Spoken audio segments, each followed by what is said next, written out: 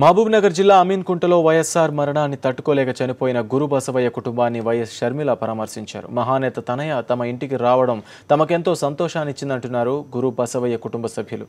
ఈ రోజు తమ జీవితంలో మర్చిపోలేని రోజుగా వారు చెప్తున్నారు. దీనిపై మరింత సమాచారాన్ని మా ప్రతినిధి శ్రీధర్ రెడ్డి అందిస్తారు.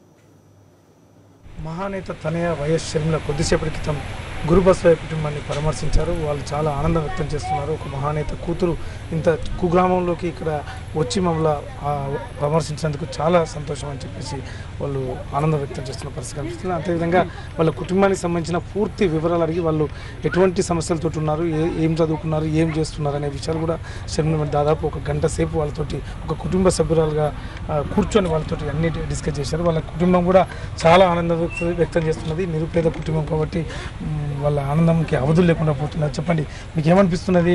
షర్మిలమ్మ మీ ఇంటికి వస్తుంది చాలా సంతోషంగా ఉంది సార్, చాలా హ్యాపీగా ఉంది. అలాంటి పెద్ద నాయకురాలు కూతురు మా ఇంటికి రావడం, ఒక మామూలు మహిళల రావడం మాకు చాలా సంతోషం ఉంది. ఇది మీ లైఫ్లో మర్చిపోలేని సంఘటన సార్. ఇది చాలా అన్ని విషయాలు డిస్కస్ చేసింది, చాలా డిస్కస్ చేసింది. మా కష్టాలు కూడా తీరుస్తానంది. ఒక సామాన్య మహిళలా మాట్లాడడం మాకు చాలా ఆనందాన్ని ఇచ్చింది సార్. ఇది జీవితంలో మర్చిపోలేని సంఘటన. మా కష్టాల గురించి కూడా ముందు ఏమైనా ఉంటే పింఛన్స్ గురించి కానీ ఇతర డిమాండ్స్ గురించి కానీ అడుగడుగున ప్రభుత్వాన్ని నిలదీసి మాకు న్యాయం చేయాలని కూడా కోరడం జరిగింది సార్. ఏమనిపించింది? నాకు చాలా ఆనందంగా ఉంది. కన్న తల్లి కన్నా ఎక్కువ ప్రేమ ఇచ్చింది పెట్టింది మాకు.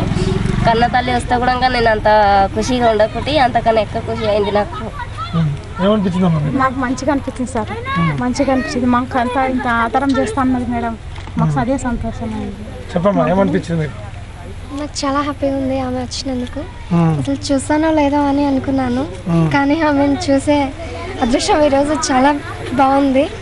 నాకు చాలా హ్యాపీగా ఉంది ఆమె కలిసినందుకు.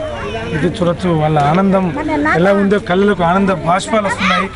వాళ్ళ ఆనంద బాష్పాలలో వాళ్ళు చెప్తున్నారు చాలా హ్యాపీ అనిపిస్తున్నది. ఒక పండుగ వాతావరణం ఉంది. మాకు జీవితంలో మహానేత కూతురు చూస్తామనుకోలేదు. మా ఇంటికి వచ్చి మా ఇంట్లో అందరితో పాటు మాతో కూర్చొని ఒక గంట సేపు మాట్లాడడం అనేది మాకు ఈరోజు ఒక పండుగ అని చెప్పి చెప్తున్నారు.